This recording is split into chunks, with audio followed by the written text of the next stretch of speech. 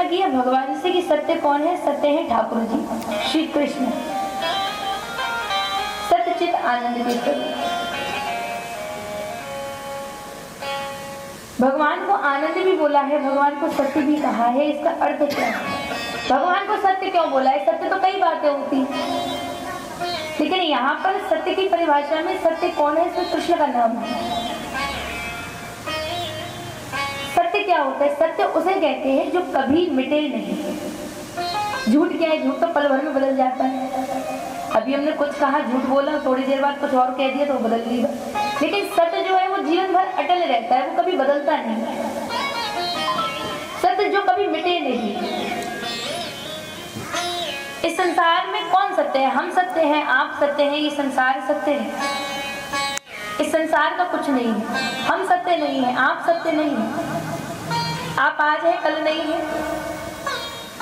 ये संसार आज है, प्रलय काल में खत्म हो जाएगा सब। सत्य कौन है? भगवान है। जब हम इस संसार में नहीं थे तब भी वो था, आज हम इस संसार में है तब भी वो है, और जब हम इस संसार से चले जाएंगे तब भी वो यहाँ है। आनंद बोला है भगवान को। आनंद किसे कहते हैं? जब हमें बड़ी जोर से प्यास लगे और हमें कोई जल दे दे, उसको पीकर हम कहते हैं मैं आनंद आ। वो आनंद कब तक का है? जब तक हमें दोबारा प्यास नहीं लगती। जब दोबारा हमें प्यास लगेगी तो हम फिर उस आनंद को ढूंढेंगे कि हमें पानी मिले। हमें भूख लगी, हमने भोजन किया, हमें आनंद आया, लेकिन जब दोबारा से भूख लगेगी तो हम उस आनंद को फिर से खोजेंगे कि अगर भोजन मिल जाए तो मैं आनंद आए। लेकिन भगवान कौन से आनंद है कि एक बार भगवान नाम का जो आनंद है वो हमारे जीवन में आ गया तो बस जीवन भर वो आनंद रहेगा। कभी फिर उस आनंद को हम ढूंढते नहीं फिरेंगे कि हम भगवान को ढूंढे, आनंद को। भगवान आनंदों के भी आनंद परमानंद है।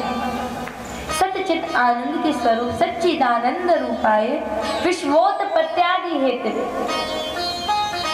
विश्व की उत्पत्ति के भगवान हेतु है। इस विश्व की रचना हुई है, इसमें जितनी भी उत्पत्ति हुई है किनके कारण हुई है? श्री कृष्ण के कारण, भगवान विष्णु के कारण, नारायण। विश्वोत्पत्त्यादि हेतवे तापत्रय विनाशाय,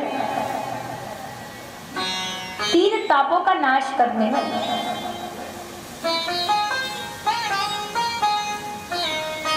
ताप तीन तरह के बताए हैं। तापत्रय विनाश, तीन तरीके के ताप होते हैं। कौन कौन से? दैहिक, दैविक, भौतिक।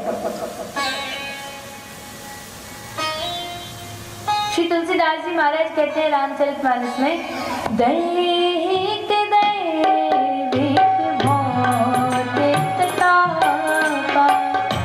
दैहिक दैविक भौतिक ताप, राम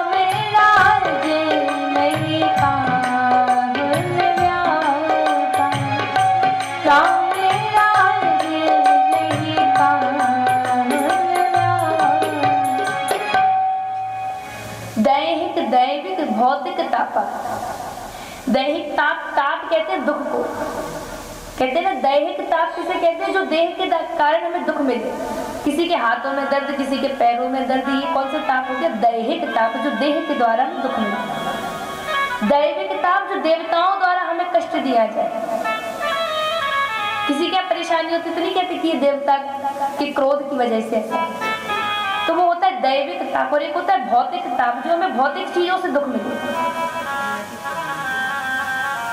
हमारे आसपास कई चीजें हो रही है जिससे हमें दुख मिल रहा है। कहीं किसी के बच्चे को चोट लग गई, कहीं किसी का धन चोरी हो गया, तो ये भौतिक चीजों से जो हमें दुख मिल रहा है ये होता है भौतिक ताप। तो दैहिक दैविक भौतिक तापा। और राम राज नहीं काहू न व्यापा। श्री राम के राज्य में, श्री कृष्ण के राज्य में ये तीनों ताप उसको नहीं व्याप्त जो कृष्ण का है, जो श्याम। तापत्रय विनाशाय, तीनों तापों का नाश करने वालों को गोविंदाय वयम नमः, हम सब मिलकर के उनको प्रणाम करते हैं। बोल कृष्ण कन्हैया लाल की।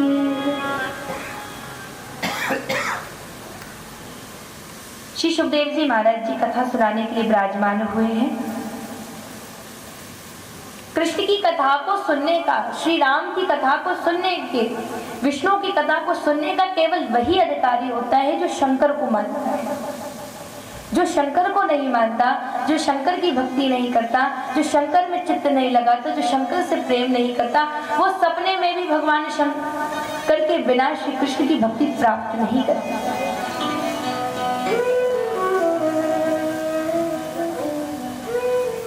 एक बार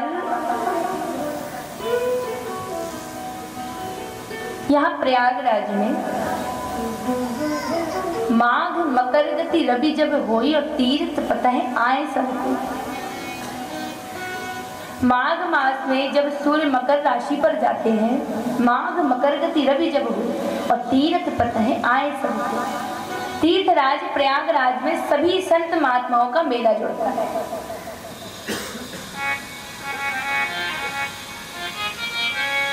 भारद्वाज मुनि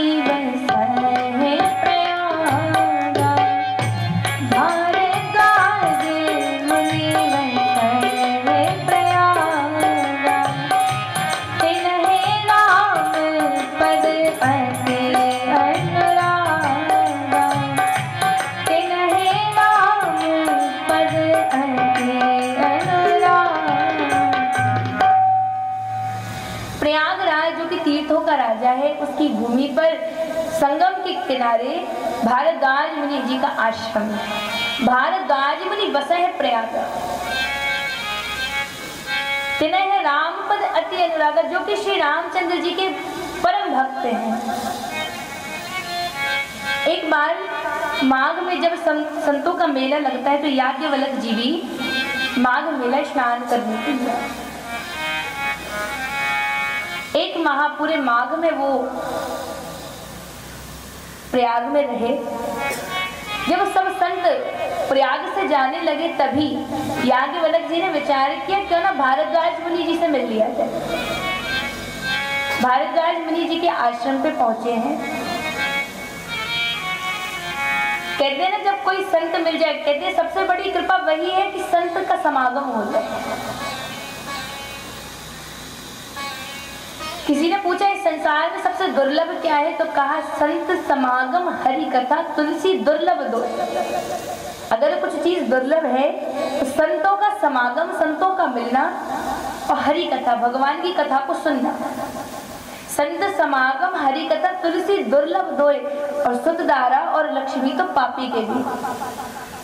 व्यक्ति कहते हैं ना कि सुत होना सुख है, धन होना सुख है, पत्नी आ जाए अच्छी तो सुख है, ये तो पापी को भी मिल जाती है, ये तो पापी के घर में भी होती है। लेकिन अगर कोई दुर्लभ वस्तु इस संसार में है, कोई दुर्लभ चीज इस संसार में है, तो वो है संतों का समागम और भगवान की कथा। ये बड़े भाग्य से मिलती है।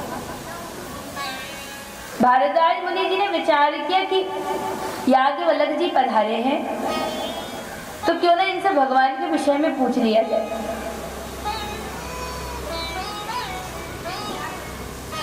मुनि जी ने कहा कि महाराज हम आपसे कुछ पूछने की इच्छा रखते हैं। ऐसा होता है ना कभी कभी कोई संत है और मुझसे कोई बात पूछे तो उसको लगे कि ये क्या हमारी परीक्षा लेना चाहते हैं, इनको क्या लगता है हमें ज्ञान नहीं है इसलिए कुछ पूछ रहे हैं, या फिर वो ये सोचेगा कि बताओ इतने मूर्ख इनको यही नहीं पता।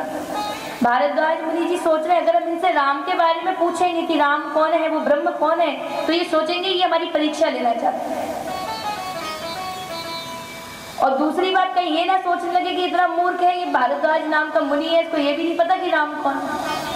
तो मन में संकोच हो रहा है, फिर भी हाथ जोड़कर याज्ञवल्क्य जी से कहते हैं महाराज ना तो आप ये समझना कि मैं आपकी परीक्षा ले रहा हूँ, ना ही आप ये समझना कि मैं बहुत अज्ञानी हूँ, लेकिन संत मुनि कहते हैं कि जीवन भर अज्ञानी रहने से अच्छा है कभी किसी से एक बार वो बात पूछ लो। और महाराज हम अज्ञानी हैं और अगर हम आपसे कुछ पूछते हैं तो इसमें काहे की शर्म, कम से कम जीवन भर के लिए हमें उसका उत्तर तो मिल जाए। तो महाराज आप हमें श्री रामचंद्र जी के विषय में बताइए। याज्ञवल्क्य जी ने कहा ठीक। याज्ञवल्क्य जी कहते हैं तुम्हें हम राम कथा सुनाएंगे। पुनः से भारद्वाज मुनि जी ने कहा महाराज आप हमें सबसे पहले तो ये बताइए क्या ये राम वही राम है जिन्हें दुनिया भजती है? क्या ये वही राम है जो दशरथ के पुत्र है या फिर और कोई राम?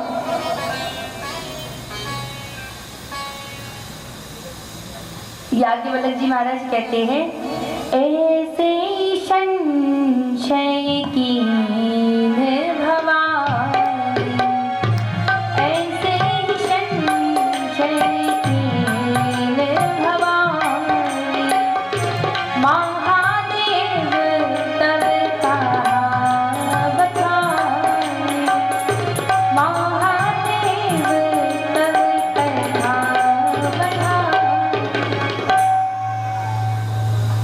याज्ञवल्क्य जी कहते हैं कि ऋषि जी, जो संशय आज आपको है ना कि ये वही राम है, ऐसा ही संशय एक समय सती महारानी ने किया था। तब भगवान शंकर ने उनको सब समझाया। यहाँ दूसरी ओर श्री सुखदेव जी महाराज भी उस कथा को सुनाते हैं।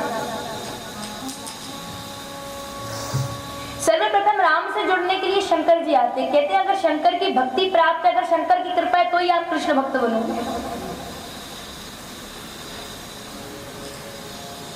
कोई व्यक्ति चाहे कि हम कृष्ण की भक्ति करें और शंकर से बैर रखें, या हम शंकर की भक्ति करें और कृष्ण से बैर रखें, ऐसे व्यक्ति केवल और केवल अपने लिए नरक के द्वार खोलते हैं। ऐसा श्री तुलसीदास जी कह रहे हैं। भगवान कहते हैं मेरी भक्ति करे और उनकी ना करे, उनकी करे तो मेरी ना करे, ऐसे व्यक्ति को कभी सपने में भी कुछ प्राप्त नहीं होता। मुझे मेरे प्राणों को शंकर से ज्यादा प्रिय और कोई नहीं है। किसी ने पूछा ये शंकर जी को इतना मानते हैं, शंकर जी कृष्ण को इतना मानते हैं, इनका रिश्ता क्या है, क्यों इतना प्रेम है? तो कहा सेवक स्वामी सखा सी प्रिय। भगवान का एक रिश्ता नहीं है। कृष्ण से पूछो आप बड़े कि शंकर बड़े, तो कृष्ण कहते हैं शंकर बड़े, वो देवों के देव महान। शंकर जी से पूछो महाराज आप बड़े, तो वो कहते हैं नहीं हम नहीं बड़े, वो कृष्ण बड़े। सेवक भोले बाबा कहते हैं मैं सिया के पति का सेवक हूँ, यानी मैं सेवक हुआ तो वो कौन हुए? स्वामी, सेवक स्वामी। दूसरी ओर भगवान कहते हैं कि मैं सिया के पति का स्वामी हूँ, तो कौन हो गए रामचंद्र जी? सेवक। सेवक स्वामी सखा सियति। तीसरी तरफ कहते हैं कि मैं उनका सखा हूँ, तो कौन होगा? दोनों बराबर हो गए। उनका भेद आज तक बड़े बड़े संत ऋषि मुनि नहीं जान पाए कि इनमें से बड़ा कौन है। किंतु सत्य यही है कि जन्म देने वाले से, मारने वाले से सबसे बड़ा होता है पालने वाला। ब्रह्मा जी का क्या काम है? जन्म दिया, छोड़ दिया। शंकर जी को जब प्रलय करनी होगी तो वो उसको प्रलय करके उसको निपटा देगा, लेकिन इस संसार को पालने का काम किसका है? नारायण का, विष्णु का। हम सभी भक्त भगवान को प्रसाद लगाते हैं। एक बार नारद जी ने कहा वाह महाराज ये बढ़िया है, कोई भी भूखा रहे, कोई प्यासा रहे, आपको क्या करना, आपको तो बढ़िया भक्त सुबह से खाना खिला देते हैं, भोग लगा देते हैं, आप तो अपने आप में मस्त हो। बेचारे कई भक्त भूखे हैं लेकिन आपको उनकी चिंता ही नहीं। तो भगवान विष्णु कहते हैं जो घर संभालता है ना वो सबसे बाद में भोजन करता है, पहले सबको करना है। नारद किसने कहा कि सबसे प्रथम पे मैं भोजन करता हूँ? जब ये पूरा संसार भोजन कर लेता है उसके बाद मैं भोजन करता हूँ। मेरा कार्य है सबके पास भोजन पहुंचाना। हाँ ये बात अलग है कि किसी के पास भोजन रखा है वो फिर भी नहीं करता, किंतु मेरा जो कर्तव्य है मैं वो उसे पूरा करता हूँ। नारद जी ने कहा अच्छा। तो नारद जी भगवान की परीक्षा लेने के लिए वैकुंठ से वापस आए और एक चींटी को एक डिब्बी में बंद कर दिया। रात्रि में बंद किया, पूरा दिन निकलने को हुआ, जैसे ही भगवान भोग लगाने के लिए बैठे वैसे ही नारद जी आ गए। बोले वाह महाराज अच्छा झूठ बोलते हैं। कहा तो कहते थे कि सबको भोजन पहुंचाए बिना मैं भोजन नहीं करता, और याद देखो ये कल से चींटी इस डिब्बी में बंद है, इसको कुछ खाने को नहीं मिला और आप भोजन कर रहे हैं। भगवान ने कहा अच्छा। भगवान ने कहा जरा डिब्बी खोल लो। डिब्बी खोली और कहा ढक्कन को उल्टा करके देखो, तो पता चला उस पर एक शक्कर का दाना चिपका हुआ। नारद जी भगवान के चरणों में गिर गए और कहते हैं धन्य है जिसने ठाकुर जी का स्वभाव जान लिया, जिसने ठाकुर जी को पहचान लिया। उसे जीवन में और कुछ जानने की आवश्यकता है। एक बार ऋषि मुनियों ने बैठ करके ये कहा कि तीनों देवताओं में सबसे ज्यादा सहनशील कौन है। इसकी परीक्षा करने के लिए भगवान विष्णु की, ब्रह्मा की, शंकर की परीक्षा लेने के लिए कि इन तीनों में सबसे ज्यादा सहनशील कौन है। तो ब्राह्मणों के जो स्वामी हैं, जो सर्वोच्च ब्राह्मण है भृगु जी महाराज, उनको बुलाया गया और कहा महाराज आप जाओ, आप जाकर परीक्षा लेकर आओ कि तीनों में से सबसे ज्यादा सहनशील कौन है। भृगु जी महाराज चले, सबसे पहले ब्रह्मा जी के पास पहुंचे। भृगु जी महाराज के पिता हैं ब्रह्मा। ब्रह्मा जी के सामने चुपचाप जाकर खड़े हो गए, ना कोई नमस्कार, ना कोई वंदना, ना कोई प्रेम, ना कोई मुस्कुराहट, कुछ नहीं किया। तो ब्रह्मा जी को बड़ा क्रोध आया कि तुम पुत्र हो, तुम्हारा कार्य है, तुम्हारा कर्तव्य है कि अपने पिता का सम्मान करना। अरे चरण ना छुओ, हाथ ना जोड़ो, तो कम से कम मुस्कुरा ही दो, तो पता चले कि यहाँ सामने वाले को, अगर हमें कोई देख के मुस्कुरा दे तो हम समझ जाते हैं कि इसको हमारे आने से खुशी भी हुई और ये हमें पहचान भी गया।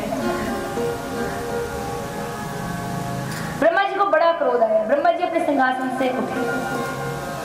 भृगु जी महाराज ने हाथ जोड़े और कहा देखो महाराज, आपको बार बार चरणों में नमन है। हम तो केवल आपको परीक्षा लेने आए थे, कि ये देखने आए थे कि आप कितने सहनशील हैं। भृगु जी महाराज ने हाथ जोड़े और भृगु जी महाराज पहुंचे सीधे कैलाश। कैलाश पहुंचे तो शंकर जी विराजमान थे। शंकर जी ने देखा ब्राह्मण देवता चले आ रहे हैं, तो शंकर जी तो भोले वाले अपने सिंहासन से उठ खड़े हुए, आगे बढ़े, कहा आओ भृगु जी महाराज। गले मिलने के लिए जैसे ही आलिंगन के लिए हाथ बढ़ाया तो भृगु जी महाराज बोले अरे दूर रहो, दूर रहो, दूर रहो, ऐसे हम हर किसी से गले नहीं मिलते। भोले बाबा ने सुना तो भोले बाबा को बड़ा क्रोध आया कि इतना घमंड। भोले बाबा ने अपना त्रिशूल उठाया तो भृगु जी महाराज ने हाथ जोड़िए। महाराज बस बस, केवल हम तो ये देखना चाहते थे आप में कितनी सहनशील। तो ब्रह्मा जी के लिए क्या किया, ब्रह्मा जी से कुछ बोले नहीं, चुप खड़े रहे। शंकर जी के पास आके दो शब्द एक्स्ट्रा बोले कि रुको रुको, हम गले नहीं लगते। और यहाँ जब भगवान विष्णु के पास गए हैं तो हद ही पार कर दी। भगवान विष्णु के पास गए तो उस समय भगवान विष्णु अपनी सैया पर आंखें बंद किए हुए अपने भक्तों का ध्यान करते हैं, अपने भक्तों का भजन करते। भृगु जी महाराज तो परीक्षा लेने आए ही थे और भगवान की माया भी प्रबल है। भृगु जी महाराज ने देखा कि भगवान आंखें बंद किए हैं, इन्होंने हमारा कोई स्वागत नहीं किया, कोई सत्कार नहीं किया। तो भृगु जी महाराज ने अपने चरण का प्रहार भगवान की छाती पर किया। जैसे ही छाती पर लात मारी तो भगवान की आंखें खुली और भगवान पैर पकड़ के, चरण पकड़ करके रह गए। लक्ष्मी जी चरण दबा रही थी। लक्ष्मी जी एकदम से खड़ी हो गई कि ये क्या हुआ। अपने आंखों सामने पति का इस प्रकार अपमान देखकर लक्ष्मी जी बड़ा क्रोध में आ गई। और हमारे ठाकुर जी का स्वभाव देखो, चरण पकड़े, उसको छोड़ा नहीं है, उसको पकड़े हैं और रोए जा रहे हैं और कह रहे हैं महाराज मेरा शरीर वज्र का है, आपके चरण बड़े कोमल हैं, आपको लगी तो नहीं। और क्षमा करना ब्राह्मण देवता, हम इस समय भक्त के भजन में थे, हमने ध्यान नहीं दिया कि ब्राह्मण देवता चले आ रहे हैं तो आपका सम्मान नहीं, आप हमें क्षमा कर। भृगु जी महाराज ने कहा बस बस यही देखने आए थे कि कौन कितना सहनशील। लेकिन लक्ष्मी जी को बड़ा क्रोध आया। लक्ष्मी जी को बड़ा क्रोध आया। लक्ष्मी जी क्रोध में आकर के बोली तो बड़े ब्राह्मण बनते हो तुम, बहुत ब्राह्मणों में उच्च हो, तो जो सही ब्राह्मण होगा हम उसके घर कभी जाए नहीं है। भृगु जी महाराज को श्राप मिल गया। अब भगवान ने कहा इसने ब्राह्मण को श्राप दे दिया। तो भगवान कहते हैं कि देवी तुमने ये श्राप दिया है कि तुम उनके घर नहीं जाओगी, तो जाओ अब हम तुमसे कहते हैं कुछ समय बाद तुम भृगु की कन्या बनकर भृगु के आंगन में ही उत्पन्न होगी, क्योंकि ब्राह्मण भगवान को अति प्रिय है। भगवान कहते हैं लक्ष्मी उस ब्राह्मण के अवश्य जाती है जिस ब्राह्मण के घर में मेरा भजन होता है। पति पत्नी का ही रिश्ता होता है, जहाँ पत्नी जाए जरूरी नहीं वहां पति जाए, लेकिन जहाँ पति जाता है वहां पत्नी जरूर जाती है।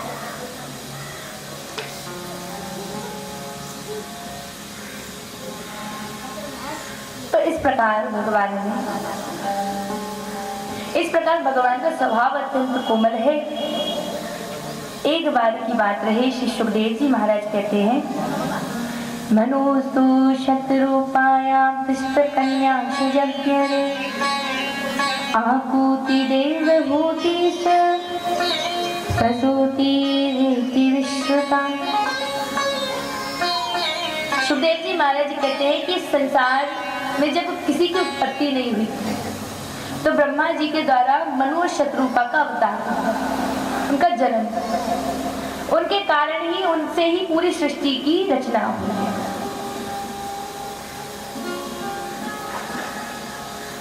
मनु और शतरूपा की 3 कन्या थी, आकुति, देवहूति और प्रसूति।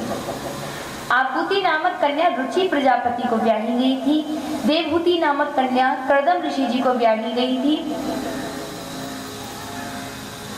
जिनकी कथा आपको कल सुनने को मिलेगी भगवान के अवतारों में, जिनके यहाँ स्वयं श्री ठाकुर जी ने अवतार किया था। तीसरी जो कन्या है प्रसूति, उनका विवाह दक्ष प्रजापति के साथ हुआ था। दक्ष प्रजापति के साथ विवाह हुआ। प्रसूति की 16 कन्याएं, जिसमें से 13 धर्म को ब्याही गई थी, एक चंद्र को ब्याही गई थी, एक अग्नि को ब्याही गई थी, और एक जो सबसे छोटी या सबसे बड़ी या बीच की समझ लो। भागवत कहती है आज तक हम लोग ये अनुमान लगा पाए कि जगदम्बा सबसे बड़ी थी कि सबसे छोटी थी कि बीच की।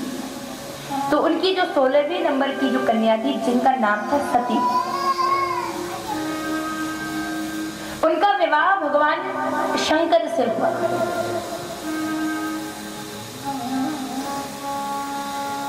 शंकर से विवाह हुआ तो दक्ष प्रजापति जो कि सती के पिताजी थे, वो इस बात से खुश नहीं थे, क्योंकि वो चाहते थे कि मैं अपने समान राजकुमार दे, मैं जितना धन दौलत में संपन्न राजाओं का राजा हूँ उसी प्रकार का मैं दामाद ढूंढूं, लेकिन मेरी कन्या ने तो इस जोगी से, एक भिखारी से शादी कर रखी, तो वो भगवान शंकर को पसंद नहीं करता।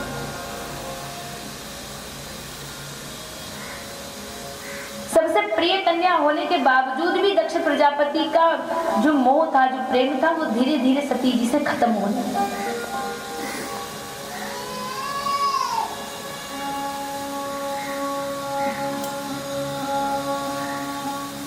एक बार की बात रही,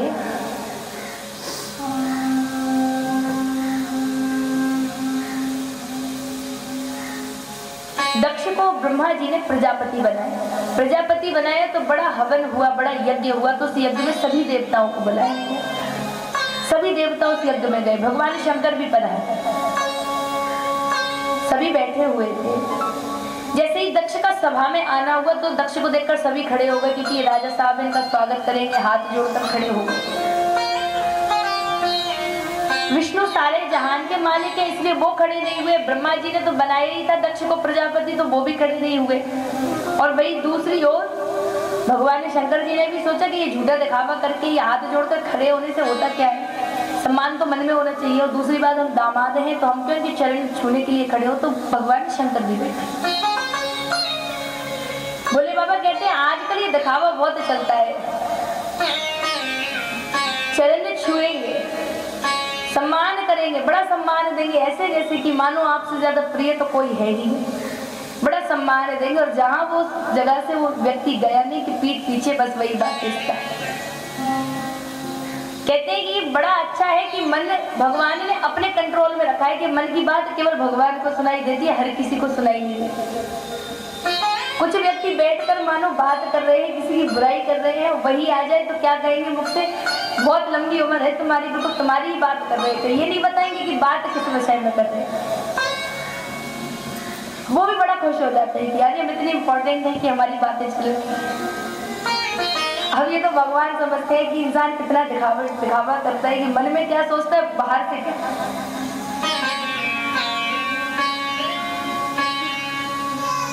तो इस सत्य दिखावा नहीं करना चाहिए। दिखावा से तो आप पेट भर कर के पाँव भी छियो तो क्या फर्क पड़ता है, सम्मान तो दिल में होना चाहिए।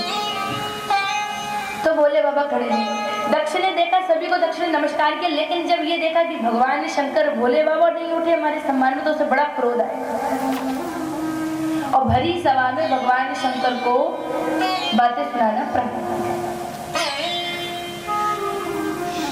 भोले बाबा का नाम भोले इसलिए पड़ा है कि ये बहुत सीधे,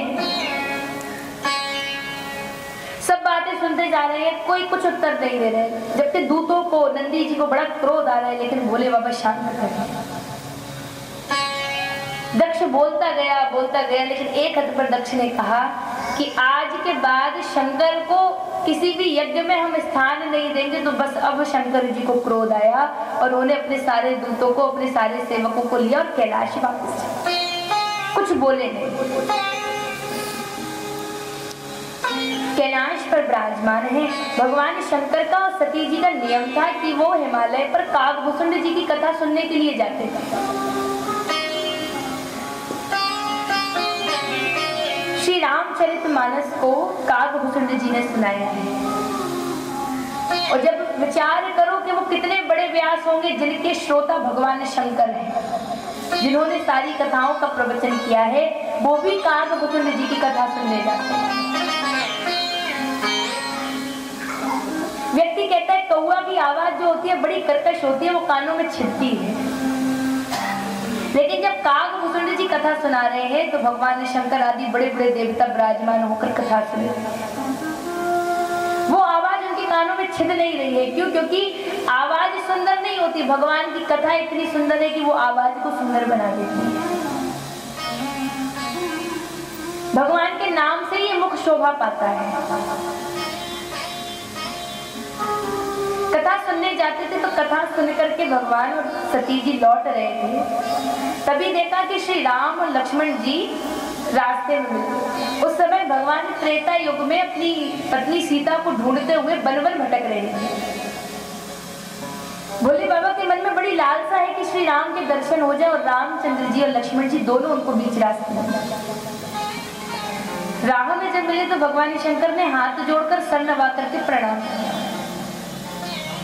और प्रणाम करके भगवान शंकर सारा कुशल पूछ करके वापस चले। आगे आकर सती महारानी ने कहा, महाराज ये थे कौन जिनको आपने सर नवाया? पूरा संसार आपके आगे झुकता है, आप किसके आगे झुक रहे? तो कही ये वही राम है जो संसार के पालनहार, ये हमारे स्वामी है जिनकी समाधि हम लगाते हैं, जिनका पल पल हम भजन करते हैं, वही राम है। सती जी ने कहा ये राम है? अरे नहीं महाराज, ये भगवान तो हो ही नहीं सकते, आप इनका भजन करते हैं, वो ये राम है। अरे ये कैसा परमात्मा है जो अपनी पत्नी के दुख में बन बन भटक रहा है? क्या इसको नहीं पता कि इसकी पत्नी कहाँ है? ये कोई भगवान नहीं है। स्वाभाविक है, भगवान को क्या नहीं पता? क्या ठाकुर जी नहीं जानते थे? क्या राम नहीं जानते थे कि सीता कहाँ है? अरे जब पंचवटी में सीता का हरण होना है तो भगवान लक्ष्मण जी से कहते हैं जाओ लक्ष्मण तुम लकड़ी काट लो। लक्ष्मण जी को लकड़ी काटने भेज दिया और सीता से कहते हैं सीते अब तुम अग्नि में प्रवेश कर जाओ, क्योंकि अब तुम्हारा हरण होना है। श्री राम जी जानते हैं कि अग्नि से ज्यादा पवित्र और कुछ नहीं होता। अग्नि में सीता जी को बिठाल दिया है, अग्नि को सौंप दिया है और उनकी परछाई को बाहर निकाला है। हरण हुआ भी तो किसका हुआ? परछाई का। ये रहस्य लक्ष्मण जी भी नहीं जान पाए।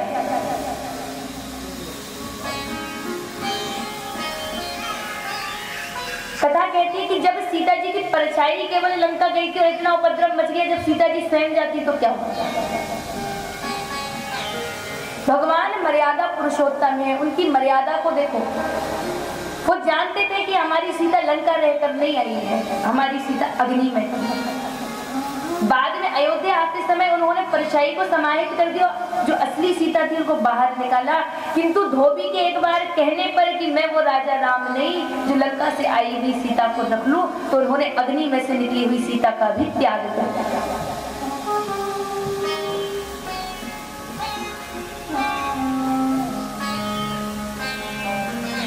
सती महारानी कहती है हमें विश्वास नहीं है कि ये राम है। भगवान रोते क्यों? लेकिन ये प्रकृति का तुम्हारे मन में संकट से दूर करो, तुम श्री राम की परीक्षा लो, तुम्हें समझ आ जाएगा कि ये वही राम है या ये और कोई राम है।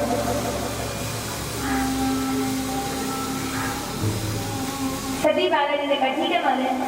तो बट वृक्ष के नीचे भगवान शंकर को बैठाला और स्वयं चली है परीक्षा लेने। जिस राह से श्री राम को आना था, जिस राह से लक्ष्मण सहित श्री राम किया कि जब हम सीता का रूप धारण करके राह में श्री राम को मिलेंगे तो राम अत्यंत प्रसन्न हो जाएंगे और समझेंगे कि हमारी सीता मिल गई और हमारा हाथ पकड़ करके अपने संग ले जाएंगे। तब सब सामने आ जाएगा कि ये कोई राम नहीं है।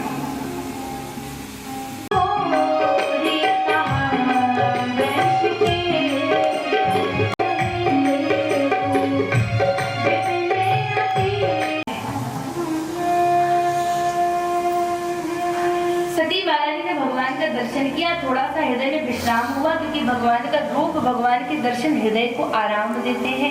जरा सा विश्राम जैसे ही मन में हुआ है तो लौट करके पुनः से भगवान शंकर के पास भोले बाबा ने देखा तो भोले बाबा बोले, आ गई महारानी, आपने ले ली परीक्षा, अब तो संदेह नहीं है, बताओ किस प्रकार से परीक्षा ली। तो सती महारानी कहती है, कछु ना परीक्षा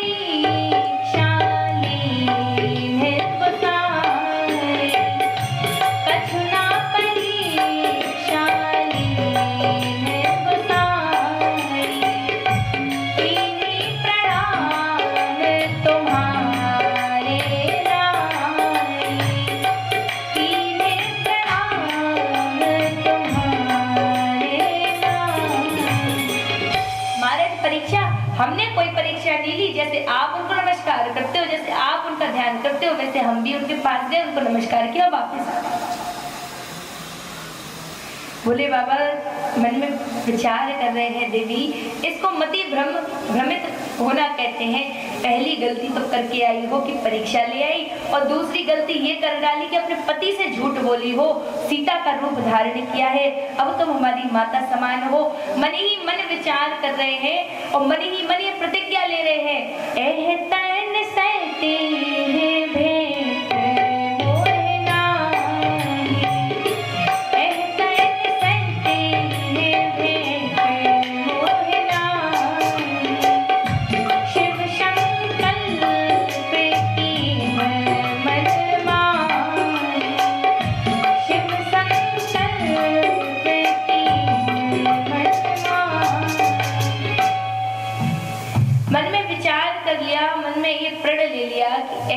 सती भेंट मोहे नहीं।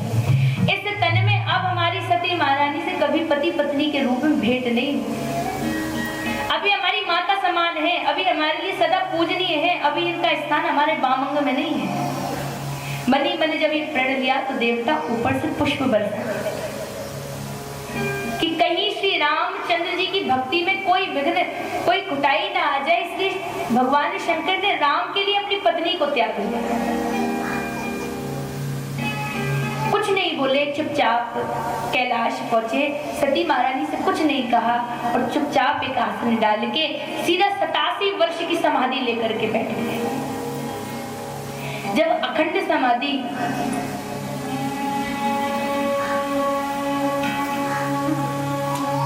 भगवान शंकर की जो समाधि एक दिन दो दिन की नहीं होती है, लाग समाधि अखंड अपार 87 वर्ष की समाधि लेकर के बैठ गए।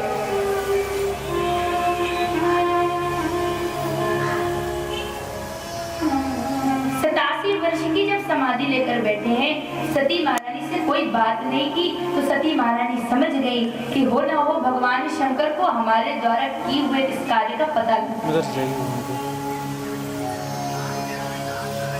87 वर्ष जब बीते, 87 वर्ष बाद जब भगवान शंकर की समाधि खुली, सती महारानी जी ने देखा कि समाधि खुल चुकी है तो भगवान शंकर के पास आई है, चरणों में नमस्कार किया और भगवान करते हैं, जाए शंभु पद वंदन की हम, जाए शंभु पद वंदन की हम, सर्वोख शंकर आसन दीना, सर्वोख शंकर आसन दीना।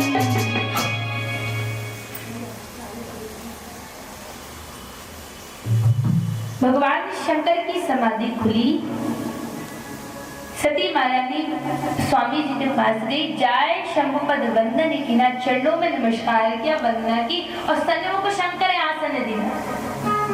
भगवान शंकर ने सामने आसन दिया कि अब आप सामने बैठो, आपका हमारे बामों में स्थान नहीं है। सन्मुख शंकर आसन सामने बिठाया, सामने बिठा करके जब सती महारानी ने देखा कि इस देह में हमारी शंकर जी से मुलाकात नहीं है, इस देह से शंकर जी की भेंट नहीं है, तो इस देह को रखकर क्या करना। मनी मन कहती हैं, हे प्रभु श्री राम, हमसे बड़ा अपराध हुआ है, हमारे अपराध को क्षमा करो और जिस प्रकार संसार के दुखों को हरते हो सो हमारा दुख हरो। अब जल्द से जल्द ये तन हमारा छूट जाए, अब इस तन का त्याग हो जाए। जिस तन में भगवान शंकर ना हो उस तन का रखकर हम क्या। मनी मन ने भगवान से विनती की है और भगवान तो सभी के मन की जानने वाले हैं। श्री रामचंद्र जी की कथा भगवान शंकर एक दिन सती महारानी को बैठ कर के सुना रहे थे कि तभी ब्रह्मा जी ने दक्ष को जो प्रजापति बनाया था, अब ब्रह्मा जी ने प्रजापतियों का राजा बनाया।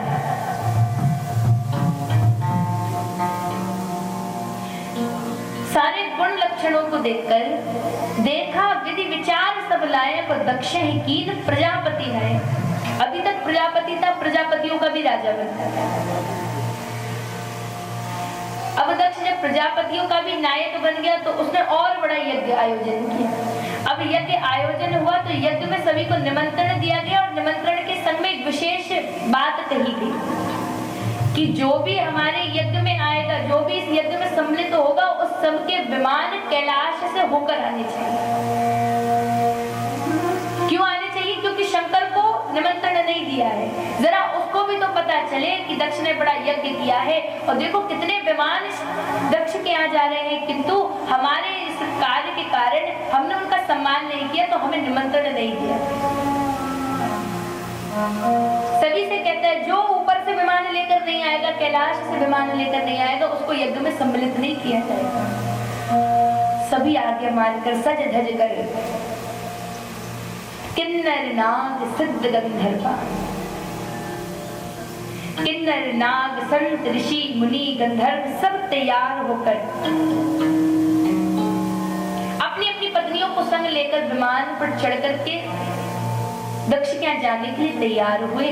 जैसे ही सारे विमान आकाश से जाने लगे, सती महारानी कैलाश पर कथा सुन रही थी और तभी ऊपर देखा तो देखती हैं सती बिलोक में ओम विमान, सती बिलोक में ओम विमान, जाते चले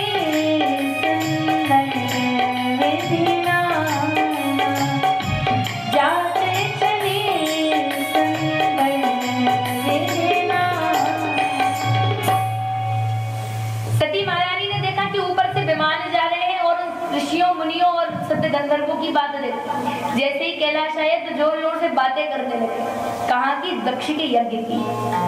सती के कानों में आवाज पड़ी तो सती महारानी भोले बाबा से बोली, स्वामी आपने देखा है ऊपर से कुछ विमान जा रहे हैं। भोले बाबा कहते बस यही कमी है तुम्हारे अंदर, यहाँ वहाँ देख लो कि कहाँ क्या जा रहा है। कथा सुना रहे तुम तो कथा सुनो, तुम्हें क्या करना है, दुनिया है कहीं कोई भी जाए हमें क्या लेना। सती महारानी बोली नहीं नहीं महाराज क्यों नहीं लेना देना, सारे संत ऋषि मुनि देवी देवता गंधर्व सिद्ध सबके सब जा रहे हैं।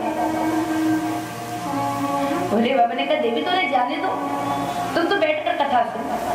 अब सती महारानी को क्रोध आया। सती महारानी बोली ये बताओ किसी के घर में किसी के पिता यज्ञ करे, इतना बड़ा आयोजन करे, सब जाए तो कि कन्या का मन इस कथा में कैसे लग जाए।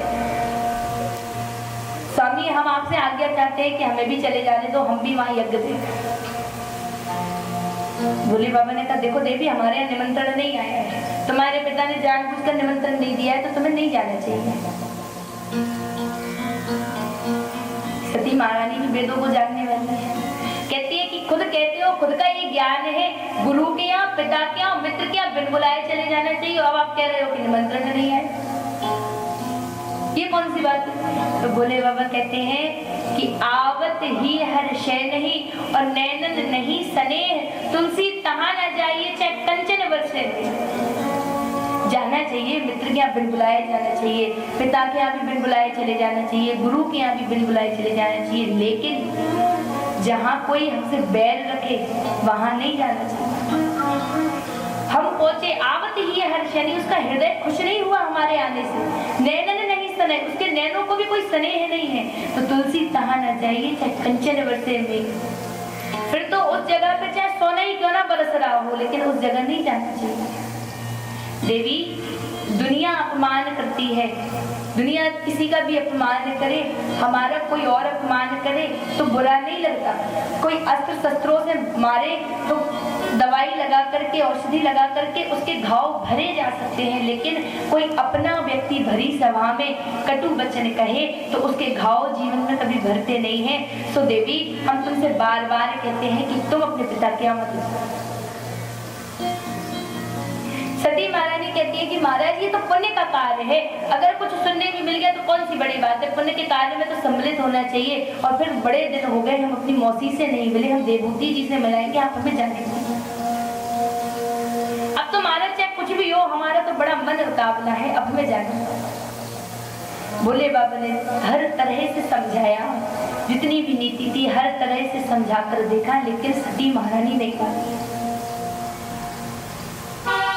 किसी कार्य को हम बार बार कर रहे हैं, हर तरह से कर रहे हैं, और अगर वो कार्य हमारी इच्छा से नहीं हो रहा है तो समझ लो उसमें ऊपर वाले की इच्छा है। भगवान शंकर ने बार बार मना कर देख लिया, लेकिन जब सती महारानी नहीं मानी तो भोले बाबा समझ गए कि अब तो ये विधाता की ही अगर इच्छा है तो फिर यही ठीक। सती महारानी से कहा ठीक है महारानी आप चलो। बोले शंकर भगवान की। शिव जी से कहती है पार्वती रानी, पिता घर जाने की आज्ञा दो स्वामी। शिव जी से कहती है पार्वती रानी, पिता घर जाने की आज्ञा दो।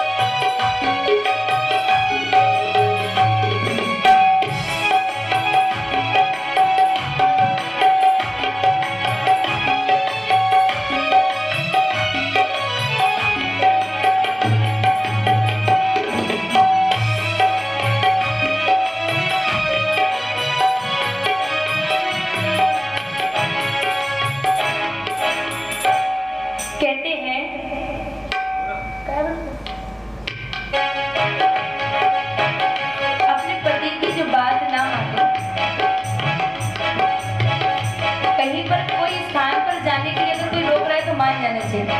फिर दूसरी ओर किसी ने कहा कि भाई उन्होंने अपने पति की बात नहीं मानी इसलिए ऐसा हुआ। भोले बाबा कहते हैं कि कर्म में जो लिखा है, कर्म की रेखा किसी ने नहीं जान पाई।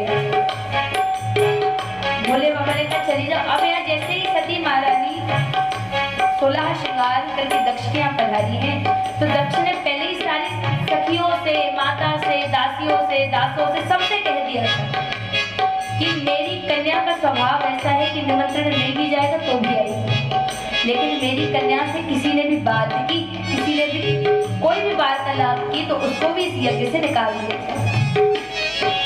बेटा भवन जब पहुंची भवानी, बेटा भवन जब पहुंची भवानी, सब सखियां ठानी पर बोली नहीं वाणी, सब सखियां ठानी पर बोली नहीं वाणी। यह देख गौरा बहुत पछताई, पिता घर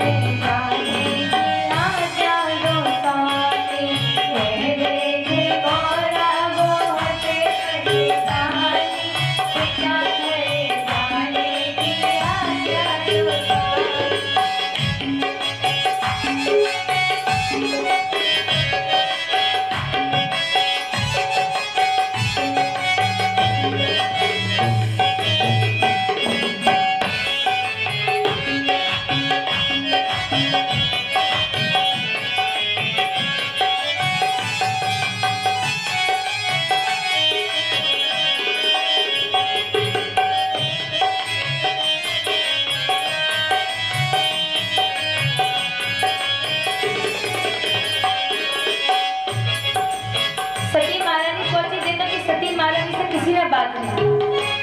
पहले ही पिताजी ने मना करके रखा, कोई नहीं बोला। अब भगवान शंकर की बात को याद किया, बहुत पछतावा हुआ कि हम कहां से कहां आ गए। हमने तो सोचा था कि भगवान शंकर ही बेवजह का हट करते हैं जो नहीं आ रहे हैं, लेकिन यहाँ तो कोई बोलने को तैयार नहीं। सभी को इसी बात का डर है कि कहीं हमें भी घर से बाहर ना निकाल दे।